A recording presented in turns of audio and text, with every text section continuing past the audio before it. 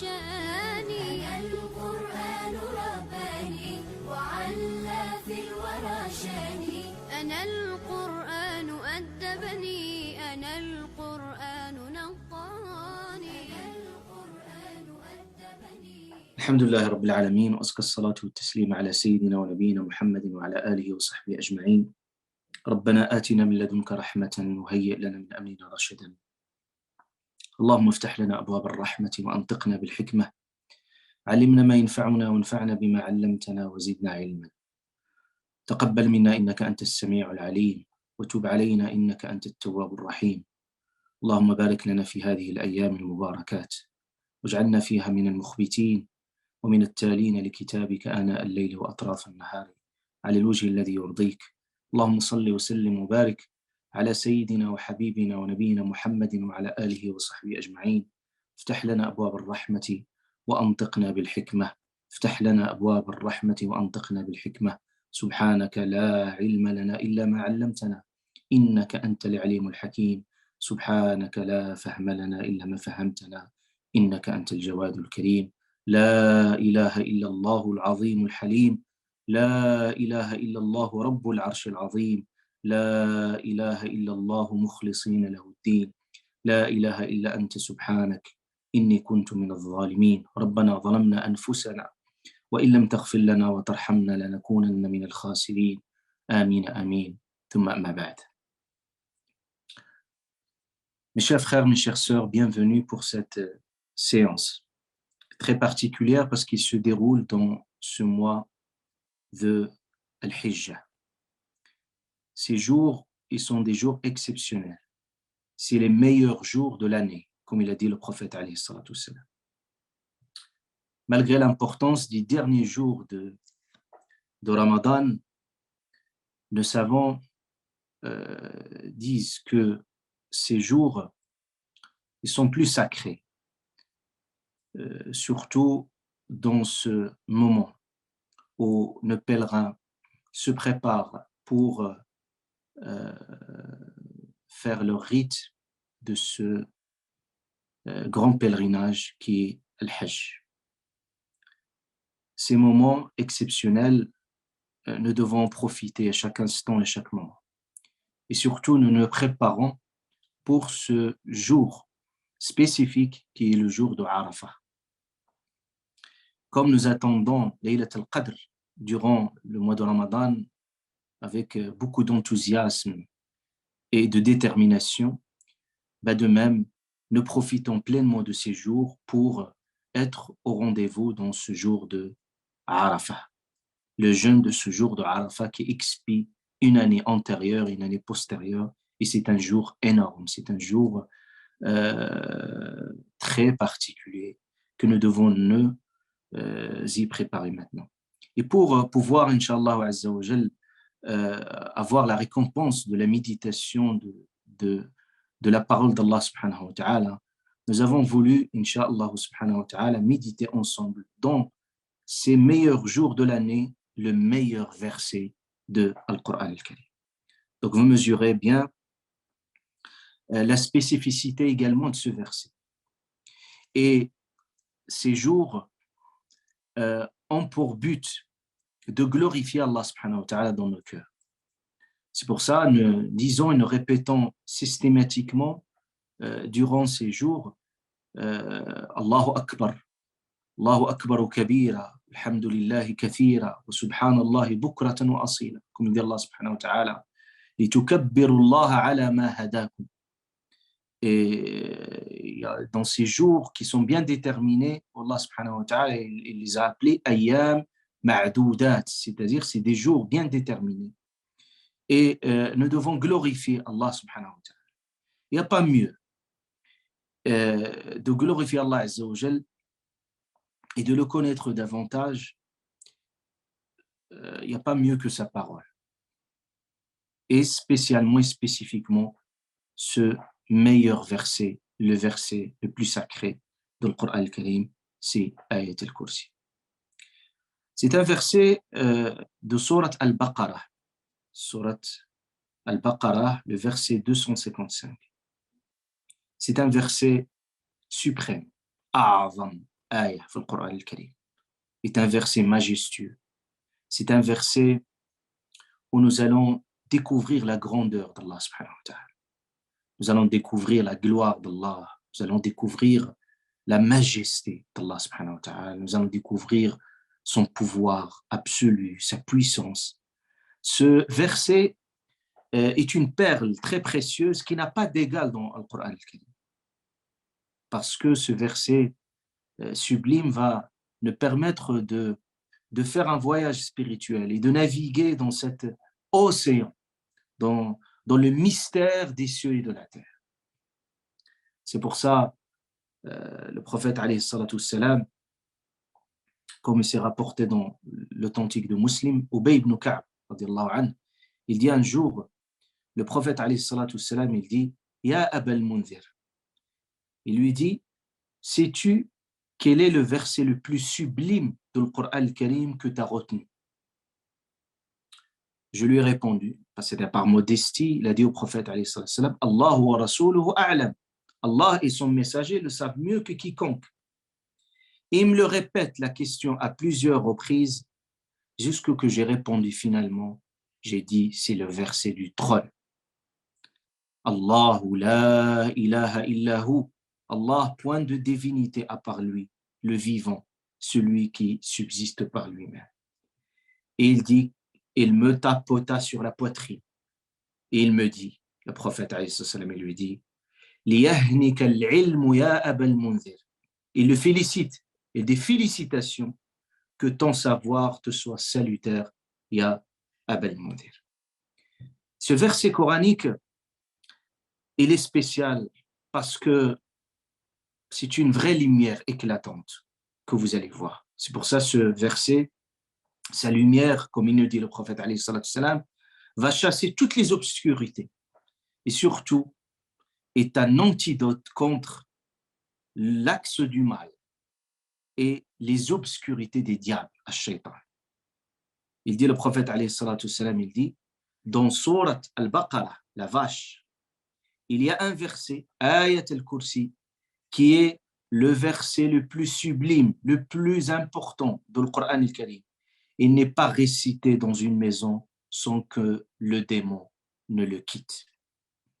Et vous avez une histoire que vous pouvez y revenir. Nous n'aurons pas le temps, vu qu'on n'a que 3 séances pour développer tout cela.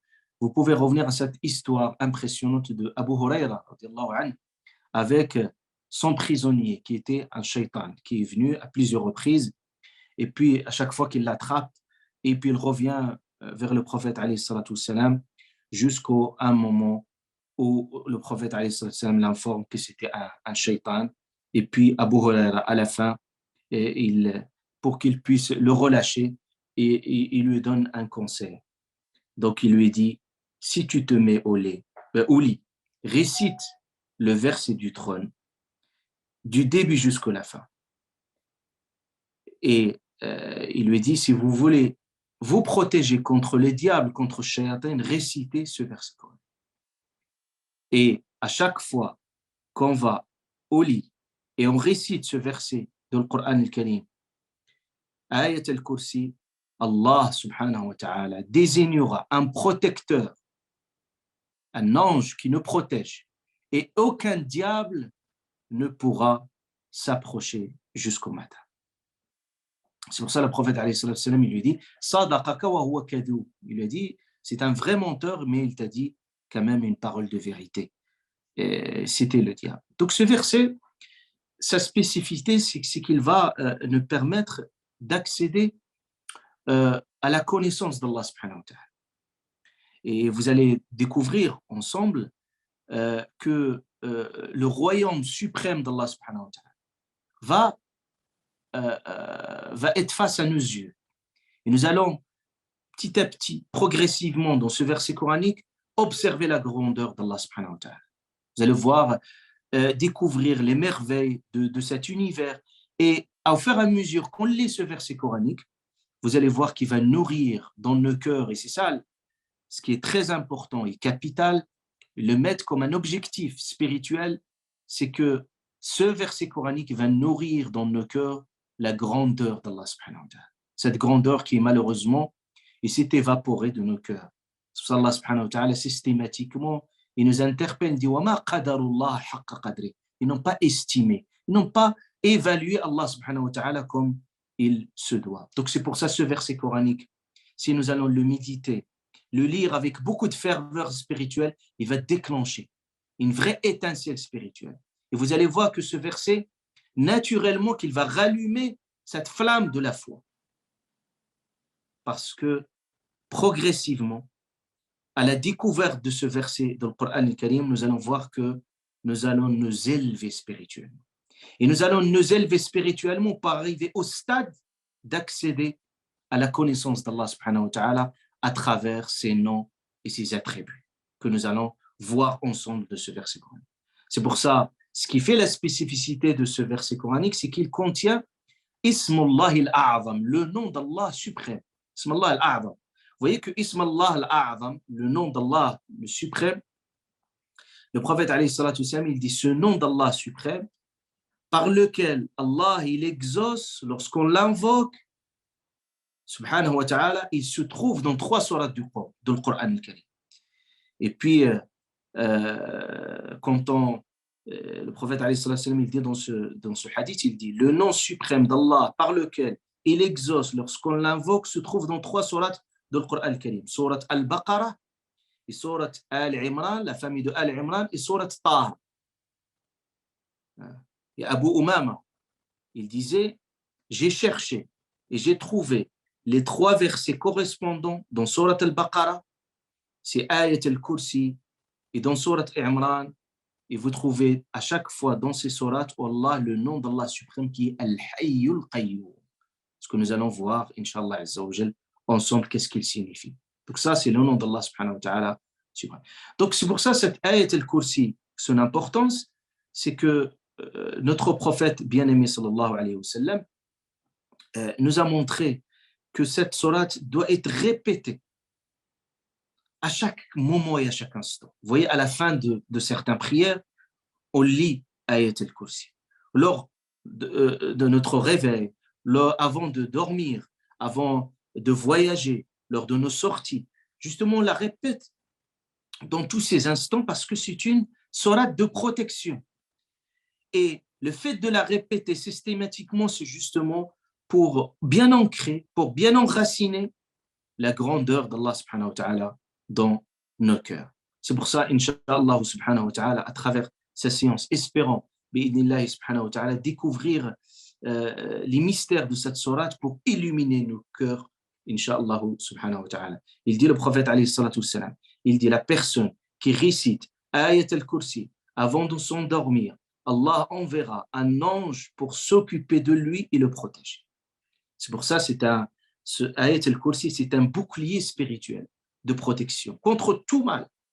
Au point où on disait que Ayat al-Kursi, il a des langues et des yeux qui glorifient Allah subhanahu wa ta'ala à côté de son trône. Ça on appelle Ayat al-Kursi. Et le Kursi en soi, le trône, l'arche, et le Kursi aussi, tout ce qu'il symbolise, il symbolise le pouvoir absolu d'Allah subhanahu wa ta'ala. Donc c'est pour ça, vous allez voir que à chaque fois qu'on lit ce verset coranique, il procure à l'âme une sérénité, un sentiment de protection. Les gens aujourd'hui se plaignent, les gens aujourd'hui souffrent, et nous allons voir que ce verset coranique, quand on lit ce verset coranique, nous allons battre la tristesse. Et vous allez voir que nous allons nous réfugier vers ce lieu d'apaisement dans lequel on retrouve toute notre sérénité. Mais il suffit de le méditer comme il dit. Le prophète alayhi salatu wassalam, il dit, sallallahu alayhi wa sallam, il dit, celui qui récite Ayat al-Kursi à la fin de chaque prière prescrite, rien ne l'empêche d'entrer au paradis si ce n'est la mort. Donc, ces versets coraniques, Inch'Allah subhanahu wa ta'ala, si on puisse lui donner un titre, c'est l'hymne de la glorification d'Allah subhanahu wa ta'ala. Nous allons commencer, bi'idnillah subhanahu wa ta'ala, par ce verset coranique qui est Allah. Vous voyez déjà que ça commence par le nom d'Allah subhanahu wa ta'ala, Allah. Allah. Et tout ce qui va venir par la suite va nous permettre de connaître Allah subhanahu wa ta'ala. Mais restons déjà sur le mot et le nom d'Allah, Allah subhanahu wa ta'ala. Allah, c'est le nom que nous prononçons le plus. C'est un nom qu'on ne peut jamais compter combien de fois et combien d'êtres prononcent ce nom d'Allah subhanahu wa ta'ala. C'est un nom suprême et c'est un nom propre et spécifique à Allah subhanahu wa ta'ala, qui signifie littéralement Dieu, avec cet article défini Allah. Allah, l'article défini. Et vous voyez que ce nom Allah n'est pas dérivé. C'est-à-dire, vous ne trouvez pas de dérivé à ce nom. Et aucun être ne s'est nommé par ce nom divin. Jamais vous voyez d'autres noms, comme nous allons voir à travers d'autres noms et attributs divins, que certains êtres humains peuvent se nommer. Quand on dit quelqu'un Rahim, c'est-à-dire clément, on dit quelqu'un Sami' qui entend, qui observe. On peut trouver aussi que même des êtres humains peuvent se nommer, avoir ce genre de nominatif avec des différences entre la créature d'Allah subhanahu wa ta'ala et le créateur. Mais ce nom d'Allah, Allah, c'est un nom propre à Allah subhanahu wa ta'ala. C'est un nom qui était déjà connu chez les Arabes païens, c'est-à-dire avant l'islam. Et contrairement à beaucoup de personnes qui peuvent penser que le nom d'Allah subhanahu wa ta'ala pour qualifier Dieu, c'est un mot sémitique, c'est-à-dire au sens que vous trouvez également le mot Allah également est bien présent étymologiquement même dans les autres cultures et les autres nations, les autres peuples. Vous voyez juste la prononciation, elle est différente. Par exemple, Elohim en hébreu, Elah en araméen, c'est-à-dire la langue de Jésus, ou Allah en syriaque, et tous ces noms, dont Allah d'ailleurs même quand on dit Allahumma, nous quand on dit Allahumma qu'on la prononce souvent dans le cadre de nos prières, vous trouvez aussi par exemple en hébreu on dit Elohim. Elohim, c'est au pluriel, c'est pour signifier Dieu, la majesté d'Allah subhanahu wa ta'ala. Donc le nom de Dieu qui est Allah, c'est ça sa signification principale. Allah subhanahu wa ta'ala est un nom lourd à porter dans le cœur du croyant. C'est pour ça Allah subhanahu wa ta'ala, à chaque fois qu'il nous parle de son nom, à lui subhanahu wa ta'ala, il nous montre la réactivité des cœurs face à l'évocation de ce nom. Un croyant, quand il entend le mot Allah, il ne doit être jamais indifférent. Parce que c'est un nom qui est très enraciné dans le cœur de tout un chacun. Un cœur, quand il entend le nom d'Allah, il ne peut pas résister. Il ne peut pas résister par amour, par attachement, et il ne peut pas également résister à la grandeur et la puissance d'Allah subhanahu wa ta'ala. C'est pour ça qu'Allah azza wa jalla dit « Innamal mu'minoun » les vrais croyants, « Idha dhukira Allah » wajilat qulubuhum, quand ils entendent le nom d'Allah subhanahu wa ta'ala, il y a une réaction du cœur, il y a un bouleversement de l'esprit, c'est un frémissement du cœur. Wajilat qulubuhum, Allah subhanahu wa ta'ala parle de la réactivité du cœur quand il entend Allah subhanahu wa ta'ala. On voit un frémissement, on voit un bouleversement de l'esprit. Parce que ce nom d'Allah subhanahu wa ta'ala est un nom suprême qui soigne les cœurs, qui soulage l'esprit, qui apaise la conscience. À chaque fois que quelqu'un a peur, à chaque fois que vous avez peur, dites Allah subhanahu wa ta'ala. Il suffit de dire Allah comme ça et vous allez voir, vous allez retrouver votre sérénité, vous allez vous trouver votre paix, votre quiétude. الذين قال لهم الناس إن الناس قد جمعوا لكم.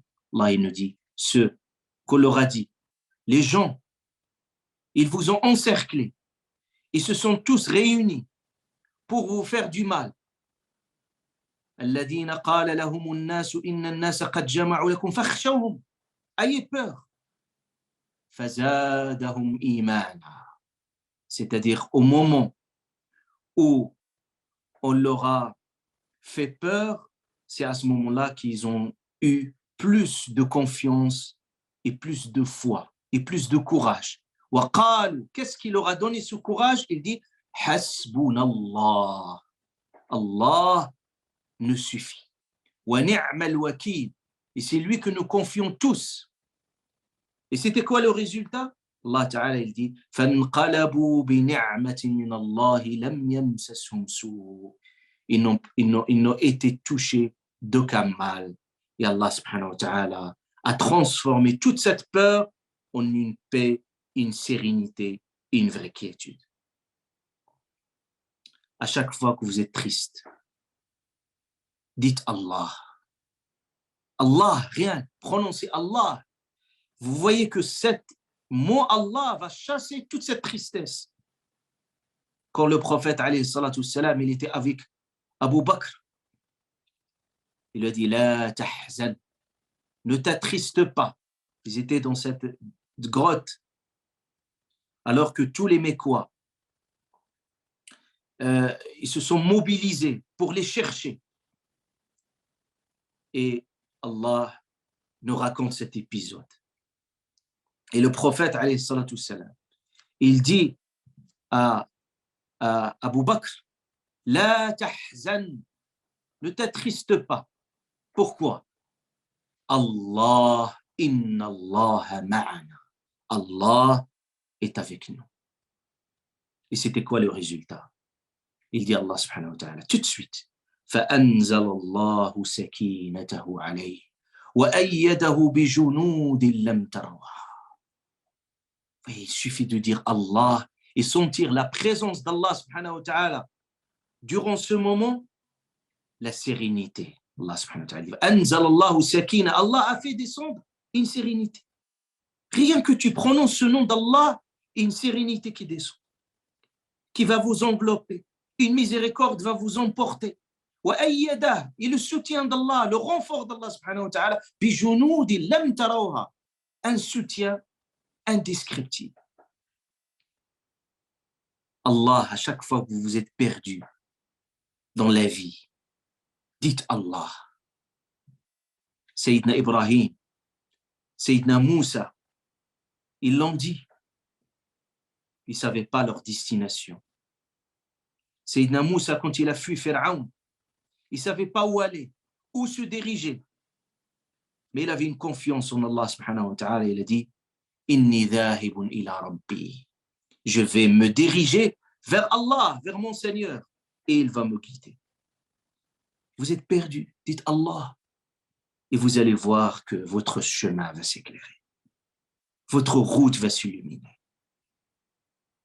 À chaque fois que vous vous êtes agacé par la nuisance des autres, qu'ils vous font du mal, dites Allah.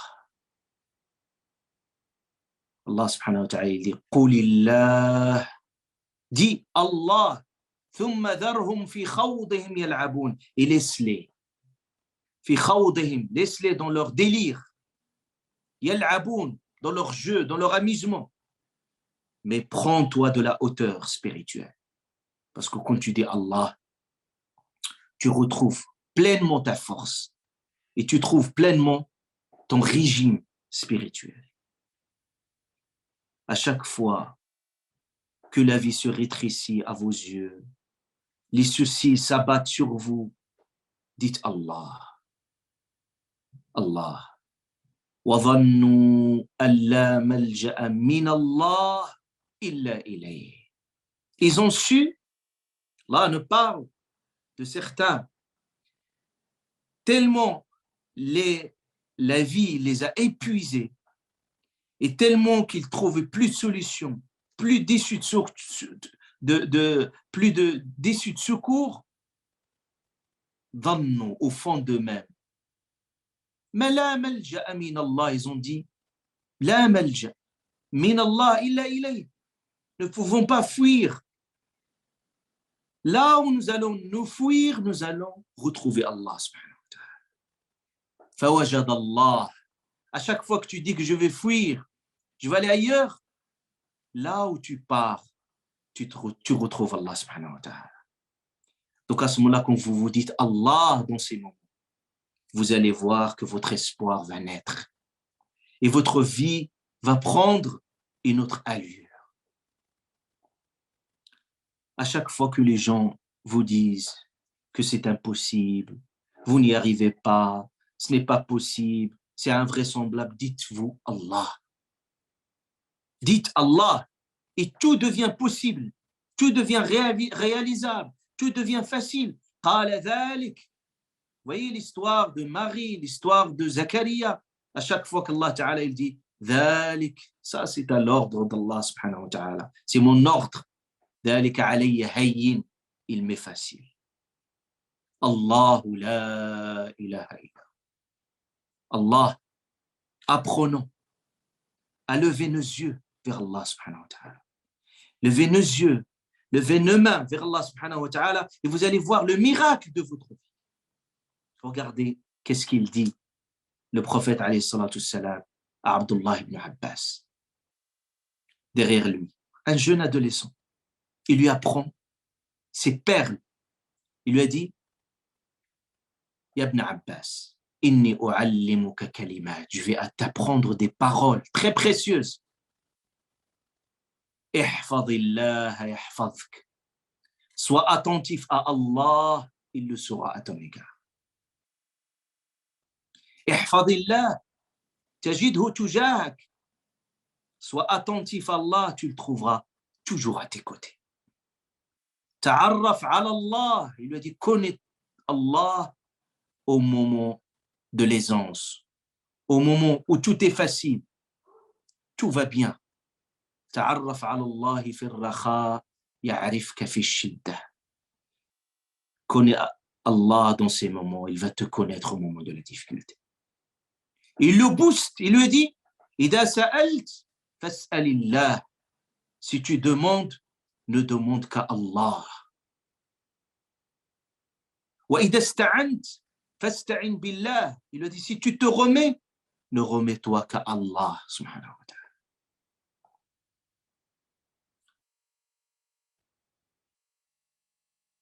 Allah, dites-le tout le temps, sans hésitation. Dites-le avec beaucoup de fierté. Votre appartenance à Allah, votre statut d'être serviteur d'Allah, c'est une vraie fierté. Il n'y a pas mieux. Allah il nous dit dans le Coran al-Karim, Inna alladhina qalu rabbuna Allah thumma istaqamu tatanazzalu alayhim al-malaikatu alla takhafu wa la tahzanu wa abshiru bil jannati allati kuntum tu'adun. Regardez, il dit ceux qui disent notre Seigneur et Allah, ils le disent avec beaucoup de fierté, avec beaucoup de foi, avec beaucoup de conviction. Notre Seigneur et Allah, subhanahu wa ta'ala. Thumma istaqamu, ils se sont mis droit. Tatanazzalu alayhim al-malaika. Les anges, ils sont à leur côté et en leur présence. Le Coran tout entier. Vous ne pouvez pas lire un verset coranique sans que vous trouviez Allah qui se manifeste.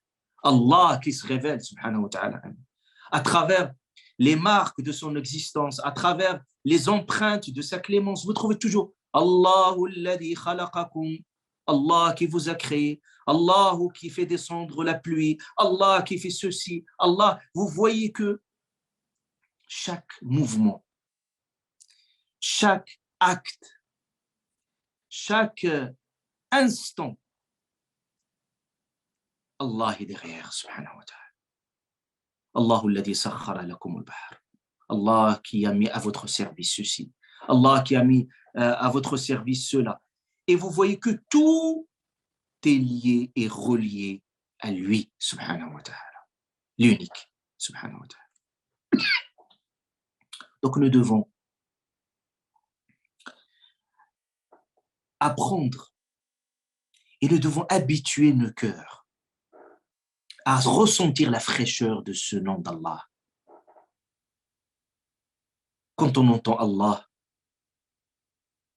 ça doit dégager un respect, une vraie estime, une vraie glorification. Je vous raconte une histoire très impressionnante de Bishr al-Hafi. Bishr al-Hafi, c'était quelqu'un de très pieux. Mais avant, il avait une période, avant sa reconversion spirituelle, avant son repentir. Il racontait, il dit, j'étais quelqu'un qui bouge tout le temps. Il voyage, je suis là, il bouge systématiquement. Et j'étais quelqu'un de très nerveux. Et il dit un jour, je marche et dans mon chemin, je trouve une feuille jetée par terre. Tout le monde passe. Il écrase cette feuille. Et je l'ai soulevée. Et quand j'ai soulevé cette feuille, j'ai trouvé que c'est écrit Bismillahirrahmanirrahim. Au nom d'Allah, le tout miséricordieux, le très miséricordieux. Et lui, quand il voyait cette feuille, il voyait le nom d'Allah. Piétiné. Il a dit, je l'ai essuyé et je l'ai mis dans ma poche. Et je n'avais que 2 dirhams. Je n'avais rien d'autre. C'est-à-dire sa survie. Il ne peut pas manger, il ne peut pas boire. Il n'avait que 2 dirhams. Et j'ai décidé d'aller chez quelqu'un qui vend du parfum. J'ai acheté un parfum de fleurs et un musc et un imbar, le plus précieux de musc. Et j'ai parfumé la feuille pour donner de la valeur à ce nom d'Allah. Il a dit, je me suis endormi. Et j'ai vu dans le rêve quelqu'un me dire, Ya Bishr, ô Bishr, tu as élevé notre nom dans ton chemin et tu l'as parfumé. Je vais élever ton nom et je vais le parfumer dans cette vie d'ici-bas et dans l'au-delà. Il a dit, depuis ce jour-là, Allah a guidé mon cœur vers la foi. Et ce vœu, le fait qu'Allah l'a élevé, il s'est réalisé concrètement. Allah, par un simple geste,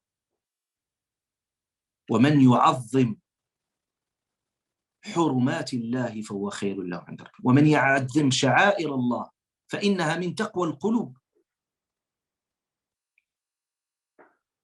Allahu la ilaha illahu.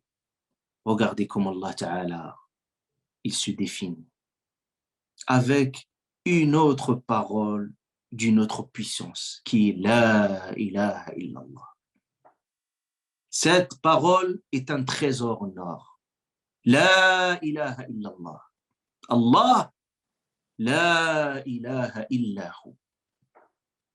La ilaha illallah est une parole très puissante et qui pèse lourdement dans l'univers.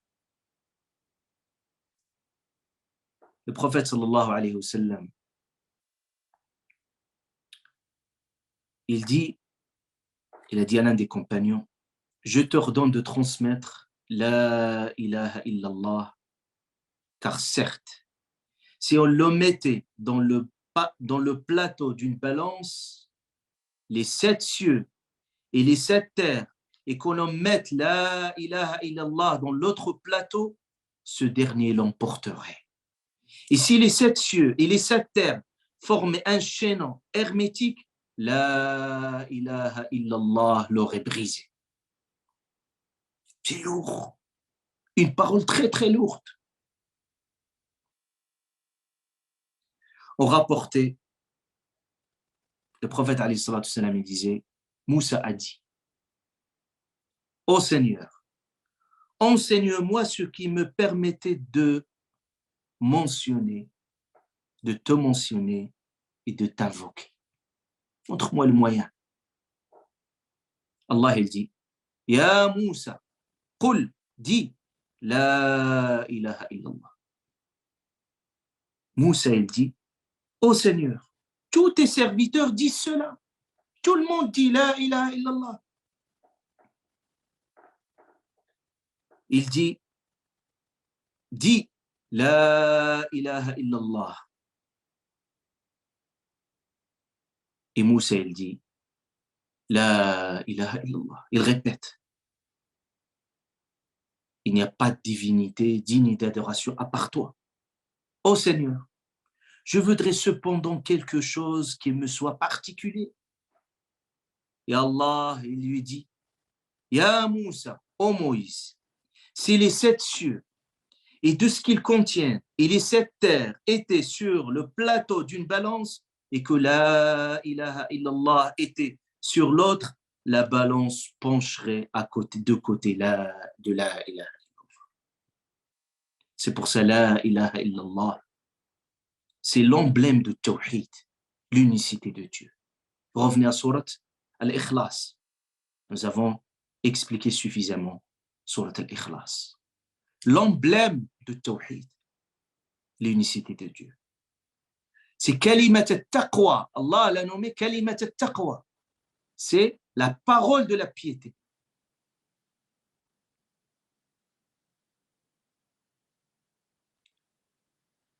On rapporte, Abu Hurairah radiyallahu anhu, il dit que le prophète alayhi salatu salam, il dit, il n'y a pas un serviteur qui évite les grands péchés et dit la ilaha illallah sincèrement, sans que les portes du paradis ne s'ouvrent à elle, à cette parole, jusqu'au parvenir au trône d'Allah subhanahu wa ta'ala. Vous voyez pourquoi on a associé dans Surat Ayat al-Kursi Allahu la ilaha illahu, parce qu'à chaque fois qu'on lit sincèrement la ilaha illallah, les portes du paradis s'ouvrent jusqu'au atteindre et parvenir le trône d'Allah subhanahu wa ta'ala. C'est pour ça la ilaha illallah était la clé du paradis.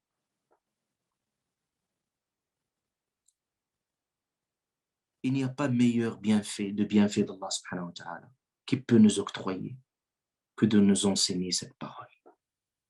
Comme il disait l'un des sages, il dit cette parole est pour les gens du paradis ce que l'eau fraîche est pour les gens d'ici. La ilaha illallah, c'est la porte d'entrée à l'islam. C'est le meilleur des dhikrs, des rappels. Il dit le prophète alayhi salatu salam, le meilleur des dhikrs, des rappels, la ilaha illallah. Selon Abdullah ibn Abbas, anhuma, le prophète alayhi salatu salam, il dit la parole la plus aimée d'Allah, la ilaha illallah. Sans celle-ci, Allah n'accepte aucune action. La ilaha illallah, c'est le socle de la religion. La ilaha illallah, c'est la parole de sincérité, de l'authenticité, de vérité. La ilaha illallah, ce n'est pas une simple parole, c'est un témoignage très profond. C'est un engagement. Shahid Allah, Allah il nous dit dans le Coran al-Karim, Shahid Allah, أنه لا إله إلا هو والملائكة وأولو العلم قائما بالقسط لا إله إلا هو العزيز الحكيم. Allah témoigne. Regardez ce verset coranique, sa puissance. Allah témoigne. On appelle, c'est un témoignage. Allah témoigne qu'il n'y a nulle divinité qui ne mérite d'adoration si ce n'est lui. Allah témoigne que la ilaha illallah, ainsi que les anges et les savants, le mainteneur de la justice, la ilaha illallah, point de divinité à part lui, le puissant, le sage. nos savants disent que ce témoignage cité dans ce verset coranique est le plus grand des témoignages, pour deux raisons.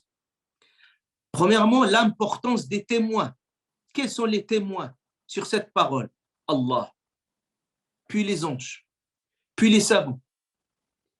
Et deuxièmement, le témoignage en lui-même qui est l'unicité d'Allah, qui est la ilaha illallah. Donc c'est pour ça la ilaha illallah, c'est un engagement, c'est une responsabilité. Vous voyez que les Arabes, quand on leur dit qui a créé les cieux et la terre, ils disent que c'est Allah. Et pour autant, ils n'étaient pas des vrais croyants au sens coranique du terme. Pourquoi? Parce que tout simplement, il n'y avait pas d'engagement. C'est-à-dire, le fait de reconnaître que Dieu est puissant, Dieu qui a créé les cieux et la terre n'est pas suffisant jusqu'au que la ilaha illallah le transforme de l'intérieur pour se concrétiser en un engagement, en une responsabilité à travers l'adoration d'Allah subhanahu wa ta'ala, l'amour d'Allah azza wa jal, la parfaite soumission à Allah subhanahu wa ta'ala. C'est pour ça la ilaha illallah, c'est le dynamo spirituel. Le prophète alayhi salatu salam, il dit renouvelez votre foi, jaddidu imanakum. Ils ont dit ah Rasulallah, comment renouveler le renouvellement, la régénération spirituelle, comment le faire ya Rasulallah? Il dit dites la ilaha illallah. À chaque fois que vous sentez que votre foi se dégrade, s'use, dites la ilaha illallah au fond de votre cœur et vous allez voir une régénération de votre foi. Vous allez voir que cette la ilaha illallah, c'est comme cet arbre. Allah nous donne l'image de la ilaha illallah dans le cœur comme un arbre. Kamathali shajara. Daraballahu mathalan. Allah, il nous donne une parabole dans le Coran. Daraballahu mathalan. Kalimatan. Tayyibah. Allah nous donne l'exemple d'une parole tayyibah, bonne, bénie, qui la ilaha illallah. Kashajaratin tayyibah, comme un arbre béni. Asluha thabit. Asluha thabit. Les racines, ils sont très, très profondes, très ancrées. Wa far'uha fi as-sama', il a des branches. Fi as-sama', des branches qui culminent vers le ciel. Tu'ti uklaha, il donne de ses fruits à chaque moment et à chaque instant. La ilaha illallah, il faut l'irriguer. Il faut l'irriguer. La ilaha illallah, c'est une dévotion qui ne doit pas faiblir dans le cœur. C'est une bougie qu'il faut toujours surveiller, contrôler. C'est une bougie qui ne doit pas s'éteindre dans nos cœurs. C'est pour ça que la ilaha illallah était le slogan, était le combat, était le message de tous les prophètes. وَمَا أَرْسَلْنَا مِنْ قَبْلِكَ مِنْ رَسُولٍ إِلَّا يُوحَى إِلَيْهِ أَنَّهُ لَا إِلَهَ إِلَّا أَنَا فَاعْبُدُونِ. Et nous n'avons pas envoyé avant de toi deux messagers sans lui révéler il n'y a la ilaha illallah, il n'y a de vraie divinité que moi, alors adorez-moi. Vous voyez que tous les prophètes, quand ils s'adressaient à leur peuple, ils transmettaient cette parole. C'était le combat de leur vie. لقد أرسلنا نوحا إلى قومه فقال يا قوم اعبدوا الله ما لكم من إله غيره. Et nous avons certes envoyé à Noé à son peuple, et lui dit, il dit, oh mon peuple, adorez Allah. Vous n'avez pas de divinité en dehors de lui. وإلى عاد أخاهم هودا. Et Ad, et nous avons envoyé Ad, leur frère Houd. Il leur dit, oh mon peuple, adorez Allah. Vous n'avez pas de divinité en dehors de lui. وإلى ثمود أخاهم صالح. Et à Thamoud, leur frère Salih, il leur dit, oh mon peuple, adorez Allah et vous n'avez pas de divinité en dehors de lui. Abudullah, toujours la ilaha. Et le prophète il disait son peuple, قولوا لا إله إلا الله تفلحوا, dites la ilaha illallah, vous allez réussir. C'est pour ça, la ilaha illallah, c'est le savant du cœur. La ilaha illallah, il dit le prophète alayhi salatu wassalam, la ilaha illallah ne laisse pas un péché et pas une action. La ilaha ne laisse aucun péché sans qu'il ne soit pardonné. Et pas une action ne la devance. Et la ilaha illallah, qu'est-ce que ça contient, la ilaha illallah? La ilaha illallah est une négation et en même temps une affirmation. La ilaha illallah, la, ça veut dire c'est une négation unie. Il n'y a aucune d'autre divinité digne d'adoration et l'affirmation à part Allah. Donc on a un côté de négation et un côté affirmatif. Comme il disait l'un des sages, il dit en fait la ilaha illallah, c'est comme une lampe. La lampe ne peut s'allumer parce qu'il a une lampe, il a un pôle positif, il a un pôle négatif. Et la lampe ne peut s'allumer dans le cœur sans qu'il y ait ces deux pôles. Un pôle positif, illallah, et un pôle négatif, la ilaha. Je ne peux pas prétendre dire Allah sans qu'il y ait le travail spirituel en amont de me débarrasser de toutes les autres divinités dans mon cœur. Comme il disait Ibrahim, alayhi salam. وَإِذْ قَالَ إِبْرَاهِيمُ لِأَبِيهِ وَقَوْمِهِ إِنَّنِي بَرَاءٌ مِّمَّا تَعْبُدُونَ. Quand Ibrahim dit à son père et à son peuple, je désavoue totalement ce que vous adorez. إِلَّا الَّذِي فَطَرَنِي, sauf celui qui m'a créé et celui qui me guidera. La ilaha illallah.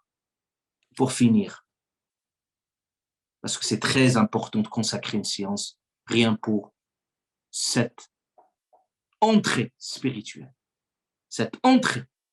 Allahu la ilaha illallah. Tout ce qui viendra par la suite va s'appuyer sur ces perles de Ayat al-Kursi. Allah la ilaha illa. Qu'est-ce qu'il signifie le mot ilah? C'est très important que nous puissions nous arrêter un instant sur le verbe, la dérivée du mot ilah. La ilah, pas de divinité. Le verbe aliha, il vient d'un verbe qui s'appelle aliha. Et le dérivé du mot ilah ou Allah, ça vient du verbe aliha. Et qu'est-ce qu'il signifie chez les Arabes, le mot aliha? En lien avec quelque chose. Il signifie être embarrassé. Quand on parle d'un état de quelqu'un qui est embarrassé, tourmenté, perplexe, on dit aliha. Ça veut dire quoi? Allah ta'lahuhu al-uqulu tahayyura. Ça signifie quoi? Wa ta'lahuhu al-qulubu ta'alluqa. Ces deux phrases en arabe, ils expriment profondément la signification de la ilaha illallah, du mot verbe. Qu'est-ce qu'il signifie? Donc je dis aliha, être embarrassé, tourmenté, perplexe, ça veut dire que la raison, ta'lah, il est perplexe face à la grandeur d'Allah subhanahu wa ta'ala. Ça veut dire que une fois la raison prend part et une fois la raison observe cet univers, il est ébloui, épaté, sidéré par la grandeur suprême. Quand vous voyez quelque chose et vous êtes complètement absorbé, sidéré, épaté, ébloui, là vous êtes dans un état, cette état psychologique de aliha.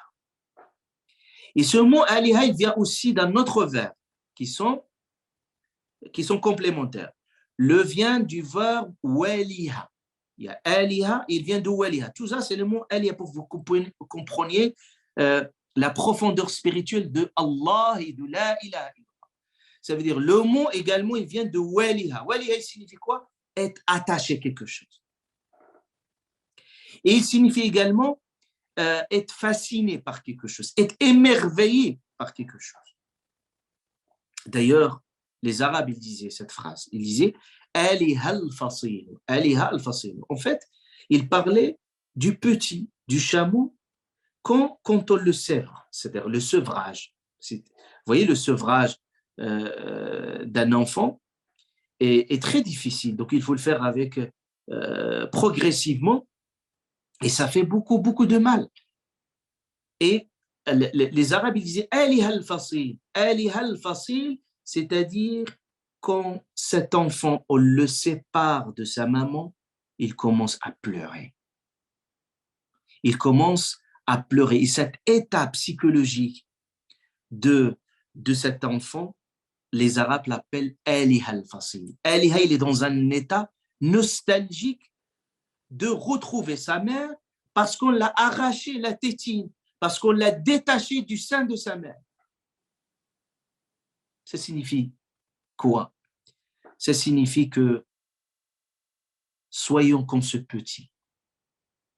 Le petit, il connaît une seule chose, c'est le sein de sa mère.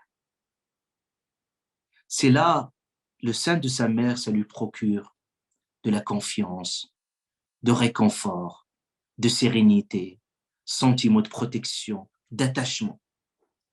Pas la même chose pour le croyant. Il doit être attaché à son Seigneur. Il ne connaît qu'une seule direction. Il ne connaît qu'un seul être. C'est Allah subhanahu wa ta'ala. Inni aslamtu wa man yuslim wajhahu ila Allah. Celui qui dirige entièrement son être que vers Allah subhanahu wa ta'ala. En fait, cela signifie, comme ce nom de Ali, de cet enfant quand on le sépare de sa maman, il vit ce moment de séparation dans la douleur. Ben, la même chose, spirituellement. Toute forme de séparation, d'éloignement, d'abandon dans son bien-aimé doit nous attrister. Plus on est loin d'Allah, plus on s'attriste. On est soulagé que lorsqu'on retrouve notre cocon spirituel, lorsqu'on retrouve la proximité d'Allah subhanahu wa ta'ala. La même chose. Un croyant ne peut pas vivre dans la séparation. Un croyant doit vivre le bonheur de la proximité avec Allah subhanahu wa ta'ala. Bah, c'est la ilaha illallah pour pouvoir l'être.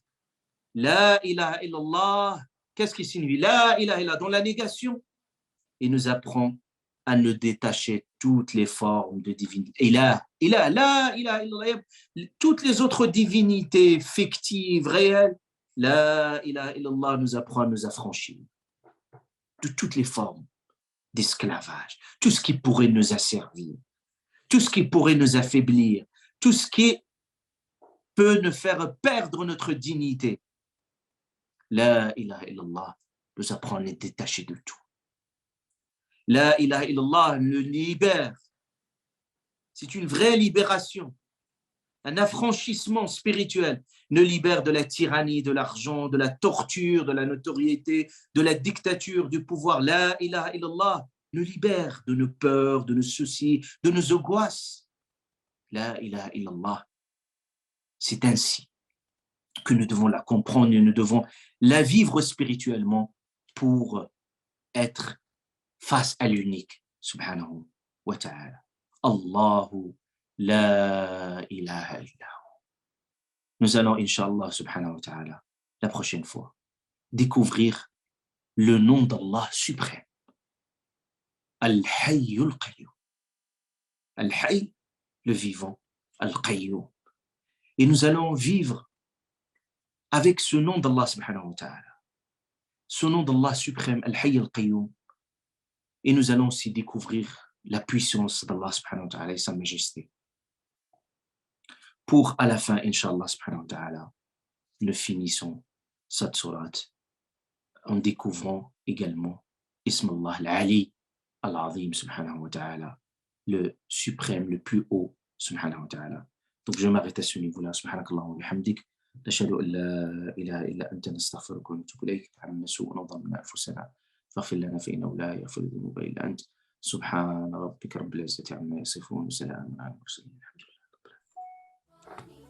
أنا القرآن يسري في شراييني ووجداني أنا نبت بحفاظ جليل القدر والشان لهم نور يعانقهم يضاهي شمس أزماني